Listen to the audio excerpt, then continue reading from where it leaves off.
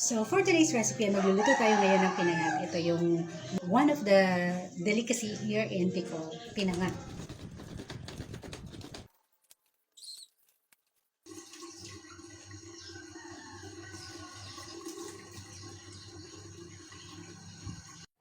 So, this time, ay gagamitin natin ay ang dahon ng gabi at saka giniling na karne. Tsaka lalagyan din natin siya ng hipon sa ibabaw. So tara, magluto na tayo. Samahan niyo ako. Pipi tayo ngayon. Ito na, meron na tayong bawang.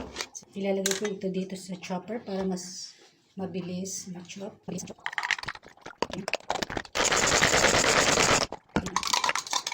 So ito naman ay sibuyas. So ito naman ay ito naman yung luya. So, ayan. Ganito na lang natin para mas pino. So, pagkatapos ito ay hahalo-halo natin siya dito sa giniling na karne. Ito yung giniling. So, sihalo na natin to. Ayan. And of course, lalagyan natin siya ng asin at saka paminta. Lagyan natin ng asin, paminta powder. So, lagyan lang. Ganito. Lagyan din natin ng magic.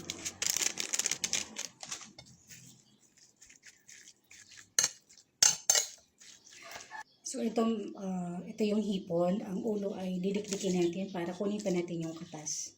At ihahalo natin siya sa gata.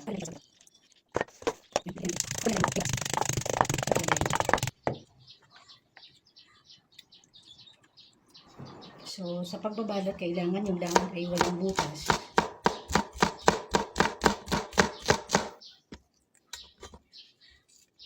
Kailangan walang butas yung dahon. So ito yung may dahon ako dito. Piliin natin yung malaki, dodoble natin. Tapos ito, pwede nyo pa rin itong natin siya ng giniling. So damihan na natin yung giniling kasi malaki yung dahon ko. Tingnan natin kung ilan yung magagawa natin. So ayan, ito na. And then, tagyan natin ng sili. Ayan. At saka hipon. Yan. Damihan natin yung hipon. Kasi malaki naman siya eh. At saka lalagyan na natin siya ng gata. So ayan, lagyan na natin. So itong gata ay tinimplahan ko na rin. Mayroon na rin siyang asin, paminta, at saka kung gusto niyo pa maglagay ng bawang at saka sibuyas. So ayan na. Tatakpan na natin. So, ito, gawin natin yung special. So, hindi ko muna ibibenta. Pang ulam lang. So, ayan. Wala naman yatang butas. Parang may butas.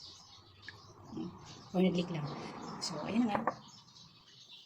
Itali na natin siya.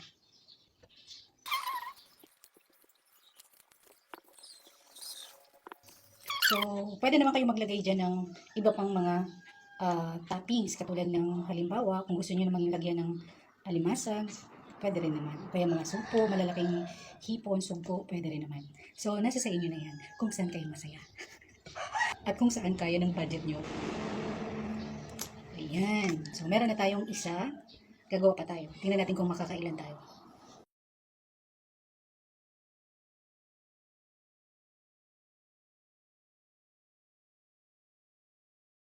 So yan, lulutuin na natin siya ng mga siguro 1 oras.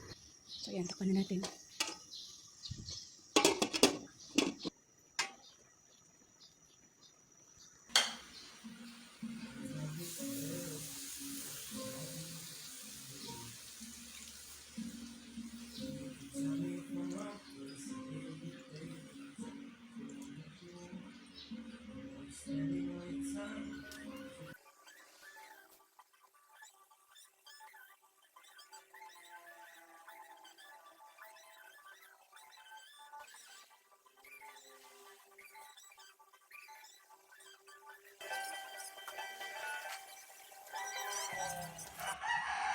So, ayan na nga, luto na ang ating pinangat. So, tikman na natin.